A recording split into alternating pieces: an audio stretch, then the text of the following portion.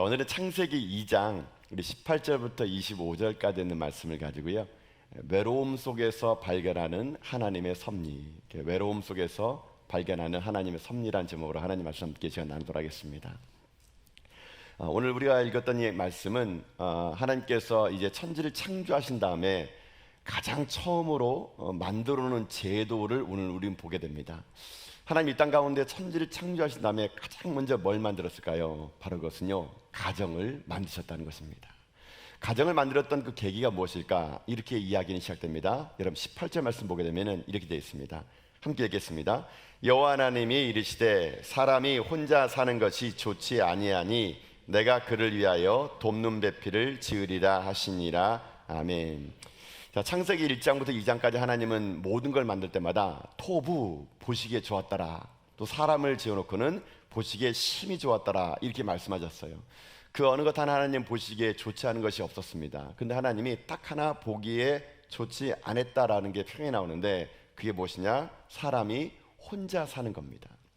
사람이 혼자 사는 것이 하나님의 보시기 좋지 않았던 모양입니다. 그래서 하나님께서 어떻게 하느냐? 오늘 본문에 보니까요, 돕는 배필을 만들어줬다라는 것입니다. 자, 여러분 이 말씀이 오늘 우리에게 우리 인생의 삶을 되돌아보게 되는데요. 여러분 사람은요 혼자 살 수 없습니다. 사람은요 관계적인 존재거든요. 나의 나됨은 상대방을 통해서 내가 증명이 되는 거거든요. 그래서 인간은요 혼자 살아갈 수 없습니다. 서로의 관계 속에서 서로 도와주고 서로 도움받으면서 그렇게 연약한 자들이 그렇게 함께 이루어가는 것이 인간이기에 하나님은요 이 아담을 통해서 우리가 어떻게 돕는 배필, 어떻게 도와주는 관계로 살아가야 될 것인가를 말씀해주고 있다는 것입니다. 여러분 잊지 마십시오. 교회 공동체는 바로 그런 것이거든요. 교회 공동체도 혼자 신앙생활은 없습니다. 우리가 함께하는 것입니다. 서로 관계를 맺어가면서 도와주고 도움받는 거, 그게 하나님의 원래 원리였어요. 자, 여러분 이거는요 이렇게도 볼 수 있죠. 여러분 인간이라는 한자만 보도 그렇습니다. 여러분 인간이라는 한자, 그 여러분 어떻게 씁니까? 사람 인자에 사이간자 씁니다. 사이간자 씁니다. 이렇게 여러분 이게 사람을 뜻할 때 그냥 사람인 이렇게 한 번만 쓰면 끝나는데 왜 사이간자를 뒤에 썼을까요? 여러분 이게 한자로 봐도 인간은요 참 이게 그 관계적인 존재라는 걸 알 수 있는데, 사이간자는 게 뭐냐면요, 인간은 인간 사이에 있을 때 인간이 인간다워진다는 거예요. 여러분요, 그러니까 인간이라는 존재는 서로가 서로의 관계 속에서 있을 때 사람이 진짜 사람이 되기 때문에 인간이라는 한자 자체만 보더라도 그것은 더불어 살아가는 거예요. 더불어 우리는 서로 더불어 존재 가치를 인정해주면서 그렇게 서로 살아갈 때 그때 진짜 인간이 인간다워진다는 거예요. 여러분 그래서 하나님은요 이런 모든 것들을 완벽하게 만들기 위해서 제일 처음 만든 제도가 무엇이냐? 바로 가정입니다. 가정은요 우리가 서로 부딪히면서 인간과 인간 사이의 관계 속에서 하나님이 무엇을 경험하기 원하느냐? 하나님은 여러분 어떤 존재입니까? 눈에 보이지 않잖아요. 하나님이 영이기 때문에 만질 수도 없는 분이지 않습니까? 그런 하나님 앞에서 하나님은요 한 가지 제도를 만드는 게 가정이에요. 가정을 통해서 하나님은 무엇을 만들어주기 원하셨는가? 하나님의 나라를 거기서 보기 원하셨던 거예요. 그 가정이라는 제도를 통해서 하나님은요 보이지 않는 하나님을 그 가정에서 보여주신 겁니다. 여러분 가정을 통해서 하나님께서 꿈꿨던 거 뭐냐면요, 첫 번째는 그거예요. 가정 안에서 사랑을 느끼게끔 한 겁니다.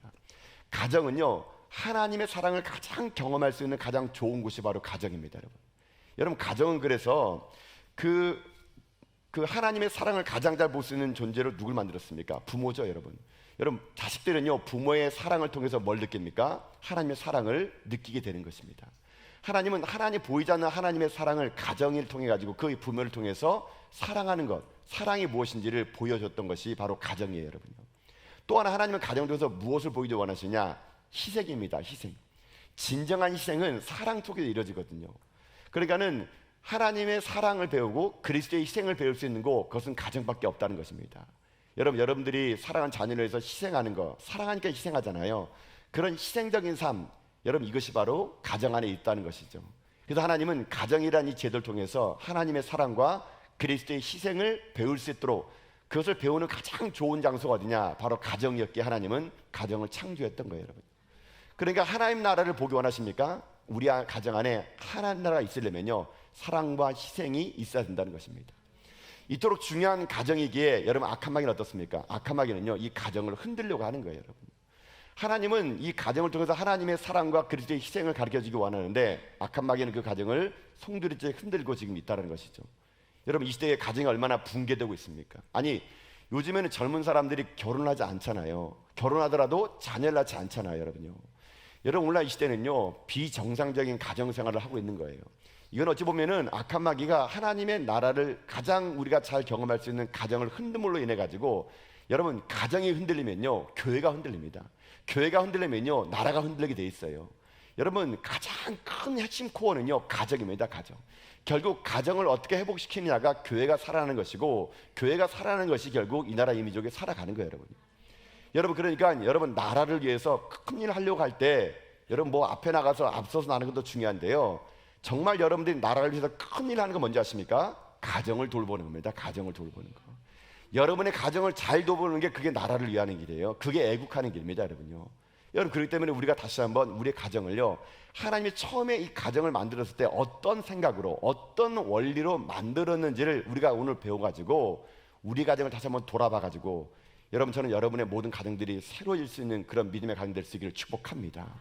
정말 하나님이 처음에 디자인했던 그 가정의 모습이 우리의 가정으로 회복돼가지고 우리의 가정 안에서 하나님 나라가 먼저 이루어져야 돼요. 사랑을 배워야 되고 희생을 배워서 우리 가정에서 먼저 하나님 나라가 이루어질 때 이 하나님 나라를 통해서 우리 가정을 통해서 지역이 변하고 민족이 변하고 나라가 변할 것을 믿습니다. 그러면 하나님은 도대체 이 가정을 처음 디자인할 때 어떤 원리를 가지고 만들었을까요? 자, 오늘 제가 본문에서 찾아본 건요, 하나님이 이런 원리를 만들었습니다. 첫째는요, 서로를 완성해주는 동반자 관계라는 겁니다. 서로를 완성해주는 동반자 관계. 그러니까는 동반자 관계로 가정을 만들었다는 얘기예요. 여러분 다시 한번 18절 말씀 보세요. 한번요.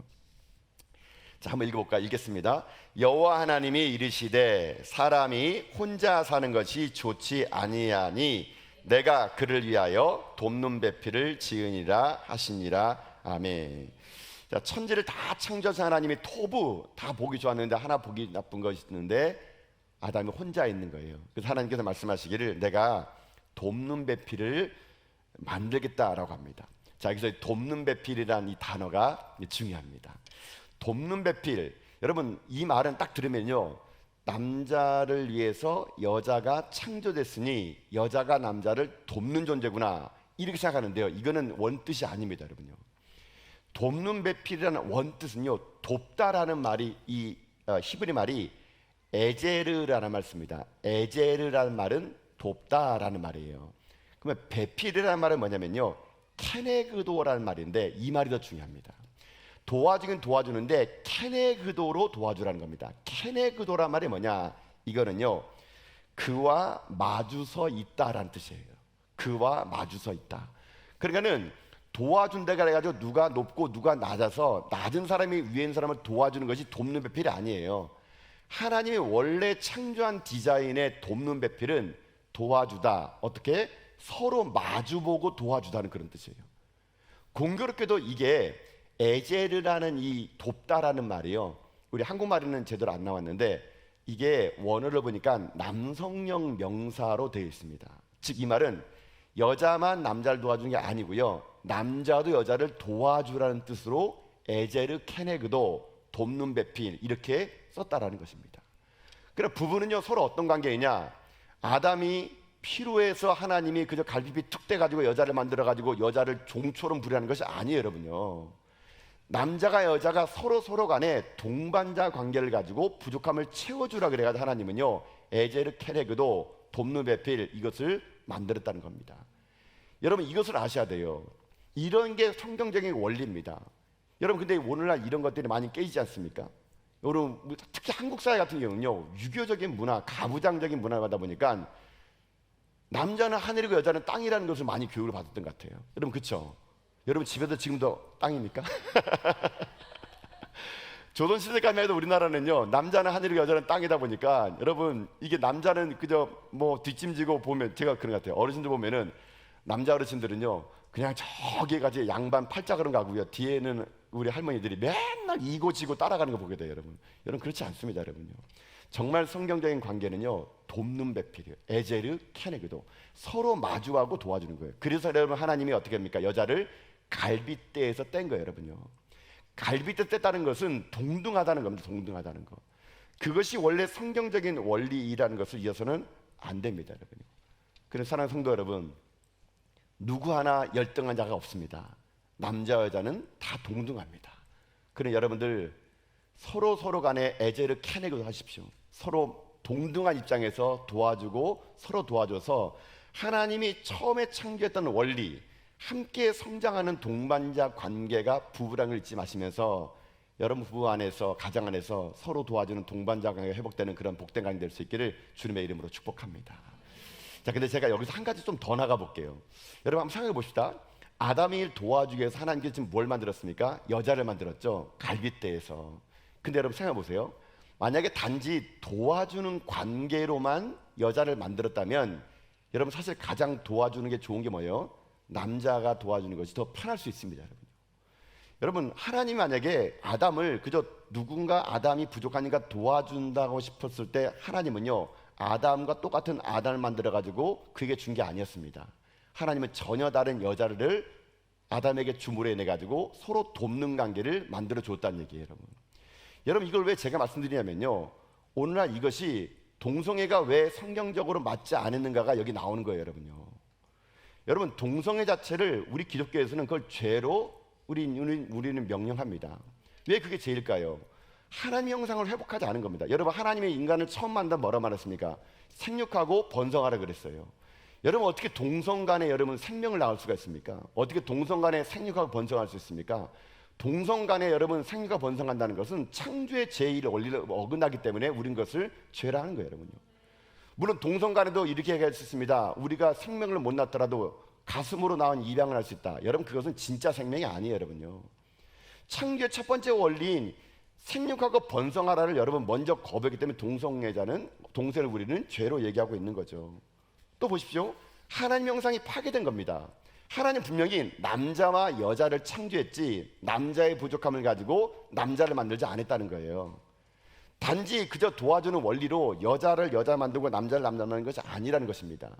하나님의 천지를 인간을 만들었던 그 창조의 원리를 동성애는요 완전히 거부하는 겁니다. 그래서 우리는 그것을 죄라라고 명령하는 거예요. 여러분, 레위기 보세요. 레위기 18장 22절을 보면요, 하나님 이렇게 말씀하십니다. 읽겠습니다. 너는 여자와 동침함 같이 남자와 동침하지 말라. 이는 가증한 일이니라. 아멘. 여러분 들어보세요. 동성애에 관한 규정을 말할 때 성경은 단호하게 동성애를 죄라 말하는데 일부 성서학자들이요 어떻게 표현하냐면 이것은 고대 그 당시의 윤리였다 이렇게 평가합니다. 그렇지 않습니다, 여러분요. 이건 윤리가 아닙니다. 동성애는요 시간과 공간을 초월해서 유동적인 법이 아닙니다. 그때는 윤리고 이제는 죄다, 그게 아닙니다. 동성애는요 시대가 초월을 하고 인간의 성이 존재하는 한 동성애는요 죄입니다, 여러분요.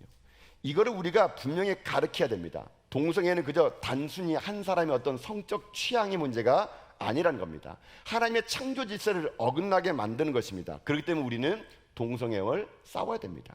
동성애 합법화를 막아야 되고 성소수권자들의 인권을 독점하는 문화 권력자들 앞에서 이것은 죄라라고 말해야 된다는 것이죠.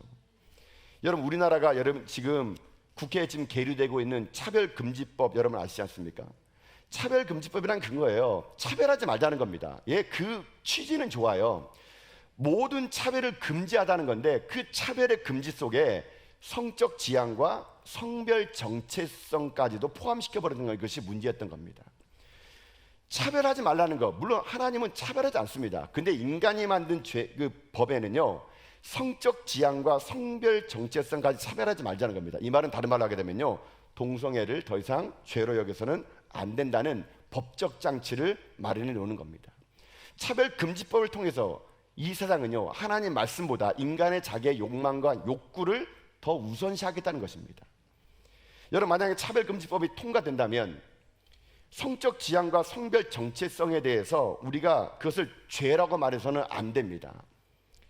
만약에 이 차별금지법이 통과된 후에 목회자가 강단에서 동성애를 죄라 말하는 그 순간부터 그것은 차별금지법에 어긋난 혐오 발언과 차별적 언행에 대해서 처벌받게 되어 있습니다. 교회는 더 이상 동성애를 죄라고 얘기할 수 없습니다. 결국 차별금지법은 복음의 자유, 말씀 선포의 자유를 억압하고 교회를 침묵하게 만들어놓은 악법이 될 수밖에 없는 것입니다. 그래, 우리 잊지 말할 게 하나 있습니다. 성경은요, 죄인은 사랑하되 죄는 미워하라 그랬습니다. 우리가 그것을 죄라고 말하지 못한다면 여러분, 그것은 어찌 보면 또 다른 역차별이 될 수 있게 되는 것이죠. 여러분, 이것이 만약 통과된다면 우리 교육 현장에서 이걸 죄라 가르칠 수 없습니다. 만약 그걸 죄라고 가르치는 그 순간부터 처벌받게 되기 때문에 그런 거예요. 오늘날 여러분, 이 시대에 우리 아이들이 보십시오. 얼마나 무차별적인 미디어에 노출되어 있고 SNS에 노출되어 있고 영화와 TV를 보게 되면요, 여러분 혹시 보십니까? 저는 가끔 TV 볼 때마다 동성애가 은근슬쩍 우리 아이들의 문화에 들어와 있어요, 여러분요. 그래서 이것을 아주 미화시킵니다. 그래가지고 아이들 하여금 자연스럽게 동성애에 노출될 수 있도록 여러분 TV와 드라마와 영화 속에서 얼마나 많은 곳곳에 여러분요, 이게 은밀하게 들어온지 여러분 모를 수 있을 겁니다. 악한 마귀는요, 은밀하게 이것을 들어오게 해가지고 하나님의 말씀 앞에 복음적인 것을 무너뜨리고 이 시대를요, 창조의 원리를 어긋나게 만드는, 즉 처음에 이 가정을 파괴했던 악한 마귀는 이 문화라는 옷을 입어가지고 오늘도 우리를 넘어뜨리고 있다는 것을 잊어서는 안 된다는 것입니다. 우리는 차별금지법을 반대하지만 우리가 기억할 것은 사람은 차별하지 말아야 됩니다. 성경은 죄인은 품되 죄는 지적하라 그랬습니다. 이게 바로 복음입니다. 우리는 진리를 외쳐야 됩니다. 그것을 죄라고 여길 수 있는 사회를 우리는 만들어 나가야 됩니다. 그러기 위해서는 우리가 해야 할 일이 뭔지 아십니까? 가정에서부터 말씀 위에 서 나가는 것입니다. 그러기 위해서는 우리 가정을 흔들고 파괴하는 이 시대의 문화로부터 우리 가정을 지키고 보호해야 됩니다.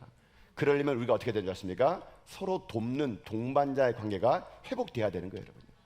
그런 여러분 가정 안에서도 어떤 것도 차별해서는 안 됩니다, 여러분요. 이것을 통해서 우리가 진정으로 돕는 배필이라는 서로 마주보고 도와주는 애제를 캐내고도가 우리 회복돼야 되는 거예요.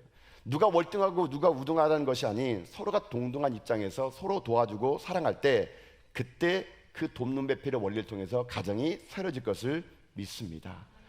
그러니 여러분, 우리가 서로 사랑하고 섬기며 살아갑시다. 누구를 열등하다 말하지 마시고 내가 애제를 캐내고 돼가지고 같은 위치에서 서로 도와주는 돕는 배필을 만들어 가십시오. 그래서 우리들이 서로가 그런 부족함을 채워주는 동반자 관계가 됐을 때 가정을 통해서 이 사회를 변화시키는 여러분 다 될 수 있기를 여러분 주님의 이름으로 축복합니다. 이 원리를 조금만 더 나간다면 교회 공동체도 마찬가지겠죠. 우리는 그리스도 안에서 한 가족이라 말합니다. 교회도 돕는 배필이에요. 서로 부족한 것을 도와주는 것이 교회입니다. 그래서 교회는요, 몇몇 한 사람이 일하는 곳이 아닙니다. 몇몇 한 사람이 헌신하는 곳이 아니에요. 교회는요, 다 함께 만들어가는 곳이 교회입니다. 제가 일전에 새벽에도 그런 얘기를 말씀드렸는데 여러분, 교회는요 유람선이 아닙니다. 교회는요 군함이에요, 군함. 여러분, 유람선은요 몇몇 사람만 일하고요 모든 사람이 놀 수 있어요. 그건 유람선입니다. 그러나 하나님은 우리를 유람선으로 부른 게 아니에요. 우리를 영적 군사로 불렀습니다. 교회는요 군함이에요, 군함. 여러분, 군함 타보십시오. 노는 사람 아무도 없습니다. 모든 사람이 군함에 들어가면은 각자 역할이 있습니다. 갑판을 닦는 사람이 있고, 조타 장치에 가서 일하는 사람이 있고, 엔진을 돌리는 사람이 있고, 요리를 하는 사람이 있고. 군함에는요 각자 모든 사람이 각자 자기를 맡아서 움직이기에 군함은 출항할 수 있는 거예요, 여러분요. 교회도 마찬가지예요. 교회는 결코 유람선이 아닙니다. 목사님만, 몇몇 리더들만, 장로님들만 뛰는 곳이 아닙니다. 교회는요 온 사람들이 다 함께 협력하여 돕는 배필에 관계됐을 때 교회는요 이 시대의 영적 군함에 대해서 이 세상 가운데 복음을 전하는 전초기지가 될 거라고 믿습니다. 그러니 여러분, 이 가정의 원리를 다시 확대해서 우리 교회 가운데 확대했을 때 우리 서로 돕고 사랑하며 섬기는 가운데 하나님의 아름다운 이야기들을 우리 교회에서 써나가고 여러분의 가정에서 돕는 배필의 그 원리를 회복하는 가운데 이 시대의 가정을 무너뜨리고 교회를 무너뜨리는 악의 세력들부터 교회를 보호하고 가정을 지키는 가운데 하나님의 창조 질서 속에서 아름답게 성장해 나가는 여러분의 가정과 교회가 될 수 있기를 여러분 주님의 이름으로 축복합니다. 자, 이게 첫 번째 가정의 원리인 거예요. 쉽게 말하면 서로 보완하는 동반자 관계였다는 거예요. 자, 하나만 더 봅시다. 하나님의 창조했던 창조의 가정의 두 번째 디자인이 있습니다. 원리가 무엇이냐? 그것은요 서로를 있는 그대로 받아들이는 연합의 관계라는 겁니다. 서로를 있는 그대로 받아들이는 연합의 관계. 이게 하나님이 디자인했던 두 번째 가정의 원리예요. 자, 여러분 24절 25절 말씀 보면은 그 원리가 이렇게 나옵니다. 함께 읽겠습니다. 읽습니다. 그러므로 남자가 부모를 떠나 그의 아내와 합하여 둘이 한 몸을 이룰지로다. 아담과 그의 아내 두 사람이 벌거벗었으나 부끄러워하지 아니하니라. 아멘. 자, 첫 번째 가정을 하나님이 디자인했을 때 돕누베필, 에데르 케네그도 같은 위치에서 동반자 관계를 맺었다 그랬잖아요. 두 번째는 뭐냐면요, 이거는 서로가 있는 모습 그대로 연합하는 겁니다. 이 말씀의 여러분 핵심은 이겁니다. 25절 마지막 보게 되면은 아담과 하와가 벌거벗었으나 부끄러워하지 아니했대요. 여러분 부끄러워하지 아니했다는 게 무슨 말일까요? 물론 그들이 아직 죄가 들어오기 전이었기 때문에 그들이 죄로 인하여 자기의 부끄러움을 보지 못했습니다. 그러나 더 큰 건 뭐냐면요, 부끄러움을 보지 못한 건 무엇인지 아십니까? 서로가 서로를 용납했다는 거예요. 용납했다는 거. 서로가 서로를 받아들인 겁니다. 여러분 이것이 가정의 두 번째 원리인 거예요. 여러분요, 가정은요 여러분 허물이 있고 부족함이 있고 연약함이 있을 때 이것을 덮어주고 용납해 주는 것이 이게 진짜 가정입니다. 여러분요, 여러분의 가정에서 여러분 그런 일이 일어나지 않습니까? 여러분 가정에 아버지가 부족하고 어머니가 부족하면 밖에서 막 떠듭니까? 그렇지 않죠. 가정이 뭡니까? 덮어주는 거예요. 자식이 실수하면 부모가요, 아이고 내 탓이지, 그럼 덮어주는 거잖아요. 그렇게 덮어주고 용납하는 게 여러분 가정 아닙니까? 그게 가정인 거예요. 여러분요, 그런데 이런 가정의 용납이 여러분 요즘 어떻습니까? 다 허물어지다 보니까 가정이 무너지는 거 아니겠습니까? 여러분 우리는요 허물이 많습니다. 부족함이 많아요. 그러나 가정은 그 부족함을 채워주고 용납해 줄 때 가정이 가정다워지는 겁니다. 사랑 우리 아내 여러분, 남편이 많이 부족하시죠? 부족하시죠 여러분요? 여러분 부족한데 오늘도 말 못하시는군요. 우리 남편분들도 아내분이 많이 부족하시죠? 여러분 부족하다는 게 뭐인 거예요? 근데 그 부족함을 부족하다 하지 않고 내가 채워주겠다가 말하는 그런 용납과 허용의 관계가 될 때 가정이 아름다워지는 겁니다. 근데 여러분 보세요. 남편이 부족하면은요 아내가 와가지고 맨날 잔소리합니다. 아이고, 앞동에는 우리 어떤 아저씨는 집에 갈 때 뭐 밖에 나갈 때 쓰레기 분리수거도 해주는데 당신은 평생 안 한다 그러고 뭐 막 이거 저거 말하면서 뭐 다른 남자들 막 비교하는요. 여러분 남편들요 얼마나 힘든지 모릅니다. 밖에서 열심히 일하다가 집에 들어오면 맨날 비교당하고, 옆집 남편 어디 뭐 한다는데 이번에 승진했다는데 연봉이 얼마라던데 뭐 이러면요 막 미쳐버려요 여러분요. 그래서 남자들이 어떡합니까? 그 어디 가서 자기를 용납해 주지 않아요. 근데 여러분 남자들이 자기를 용납해 주는 곳을 딱 찾아냅니다. 어딘지 아십니까? 술집 여러분. 여러분 술집 가보세요 여러분요. 술집 가보면요 모든 사람들이 사장님이에요. 사장님. 술집 가면은요 술집에 있는 그 아가씨들이요 모든 사람이 오빠예요. 오빠 여러분. 여러분 술집 가면은요 그 아가씨들은요 무슨 말을 해도 다 들어줍니다. 무슨 말을 해도 용납해줘요. 여러분 그러다 보니까 남편들이 집에 가겠습니까? 술집 가겠습니까? 술집 가는 거예요. 미숙이 만나러 여러분요. 미숙이 만나러 여러분요. 여러분 왜 남편들을 미숙에게 뺏기세요 여러분요? 미숙임에게 뺏기면 안 되죠 여러분요. 가정에 남편이 돌아올 수 있도록 우리 아내분들 남편 부족한 거 알지만요 용납해 주는 거예요. 그렇게 용납하고 수용할 때 남편이 가정 안에서 진짜 회복될 수 있는 것입니다. 사랑 우리 아내 여러분, 우리 남편들 엄청 힘듭니다 여러분요. 살아가는 게 전쟁이에요. 여러분들이 조금만 더 아향을 베풀어 주시고요 유일해 주시면 그 힘으로 우리 남편들도 성공할 것을 믿습니다. 여러분 아내분도 마찬가지, 우리 남편도 마찬가지입니다. 아내 부족한 거 많겠죠. 여러분 그것을 부족하다고 말하지 않는 겁니다. 수용해주고 용납해주고 포용해주는 거예요. 하나님은요 그렇게 부족한 사람께 모여서 서로 용납하고 포용해주기 위해서 벌거벗었으나 부끄럽지 않도록 만들어 주셨다는 거예요. 여러분 이것이 여러분 잘 안 되죠. 그때 기억하시겠습니다. 나를 용납해 주는 건 누군지 아십니까? 하나님이 하나님. 우리 같은 죄인을 누가 용납하겠습니까? 우리 같은 죄인을 누가 용납하겠어요? 우리는 죽어 마땅한 우리들인데 하나님 우리를 용납해 준 거예요. 어디에서요? 그리스도 십자가 안에서 용납해 준 거예요. 여러분. 예수 그리스도의 십자가는요 우리를 용납해 준 하나님의 증거입니다. 여러분요. 나처럼 부족하고 매일매일 구원받았지만 하나님 앞에서 인생의 삶이 하나님을 떠난 삶을 살아가는데도 불구하고 하나님은 끝까지 우리를 어떻게 합니까? 용납해 준 거예요. 이 자리에 앉아 계신 분이 하나님의 사랑의 용납이 아니고 이 자리에 앉아 계신 분이 누가 있습니까? 우리는요 날마다 죄를 지려도 하나님은 우리를 또 품어주고 또 용서해주고 또 용납해주니까 우리가 여기 있는 거 아니겠습니까? 그럼 내가 그 하나님의 사랑의 용납을 받았다면 이제 나도 용납을 해줘야죠. 내가 그 사람을 용서해줘야죠. 받아들여줘야죠. 이게 가정으로 시작되지 않으면 결코 이 사회는요 건전할 수 없습니다. 여러분, 이 사회가 여러분 얼마나 끔찍한 일들이 여러분 얼마나 많이 벌어집니까? 뉴스 틀기가 무서워요. 여러분요, 이게 다 가정의 용납이 허용이 안 되기 때문에 그런 거예요. 여러분요, 여러분 자녀들 부족한 게 많잖아요. 용납해 주셔야 돼요. 여러분요, 가정에서 우리 아이들이 용납받지 못하면요 이 아이들이 사회로 나갑니다. 여러분요, 그게 이탈이 되는 거예요. 또 다른 사회의 악을 만들어내는 겁니다. 부족한 아이들을 품어주신 겁니다. 용납해 주는 겁니다. 그리스도 나를 용납했던 것처럼 나도 우리 아이를 용납해주고 남편을 용납해주고 아내를 용납해줬을 때 그 용납의 원리가 이 가정을 건전하게 만들고 사회를 만들고 국가와 나라를 새롭게 만들 것을 믿습니다. 이걸 우리가 회복하자는 것입니다. 좀 더 나가볼까요? 교회 공동체도 마찬가지죠. 교회도 마찬가지입니다. 여러분, 교회에 똑똑하고 잘나고 힘있고 능력 있는 사람 오지 않습니다. 부족한 자들도 오고 다양한 사람들이 여러분 이 안에 오지 않습니까? 그러면 그것을요 용납해 줄 줄 아는 교회가 진짜 건강한 교회예요. 여러분, 교회는요 나의 부족함을 통해서 그 사람이 부족함을 내가 채워주는 겁니다. 내가 많으면 내가 나눠주는 게 그게 교회예요. 여러분요, 여러분, 그러니 교회에 부족한 것이 있을 거예요. 교회 여러분 눈에 볼 때는 저 사람이 참 문제라고 보일 겁니다.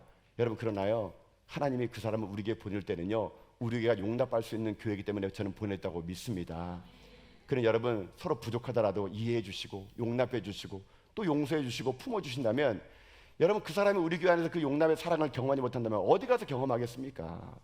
그러니 서로 우리 사랑하고 섬겨주고 용납해주고 품어주고 안아주는 가운데 우리 전하교회 안에서 용납의 원리가 이 사회를 변화시키고 이 교회가 변화됨으로 인해서 나라 민족이 변화되고 여러분 가정이 변화되는 용납의 원리, 수행 원리, 함께하는 이 원리가 여러분의 가정을 덮어나가는 귀한 종사가 될 수 있기를 주님의 이름으로 축복합니다.